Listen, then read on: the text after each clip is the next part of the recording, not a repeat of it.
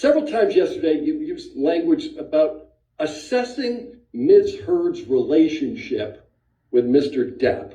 You remember talking about that? Sure. You can't assess a relationship without talking to both parties, can you? You certainly can get a lot of information from one party, absolutely. But And especially when it's buttressed by other documents, including 4 years of therapy records and couples therapy records, you can get a lot of information based on those documents and that contemporaneous reports of the relationship. Respectfully, I didn't ask whether you get a lot of information. I asked whether you can assess a relationship without talking to both parties. I believe you can. There are certainly limitations inherent in that, but you certainly can.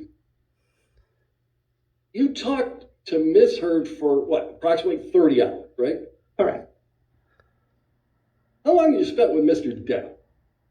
I did not spend any time with Mr. Depp. It was my understanding that he did not sit for a psychological evaluation. Right. In fact, you never met Mr. Depp, have you? I have not. But you purport to be able to assess the relationship between Mr. Depp and Ms. Heard? But I also read Mr. Depp's transcripts of his testimony. I watched his deposition testimony. I reviewed his medical records. I reviewed his text messages. So it's not necessarily totally blind. I did have information, although I'm not making a conclusion about Mr. Depp himself. Is the standard now not necessarily totally blind? That's how you assess the relationship? If it's not necessarily totally blind, I can assess it?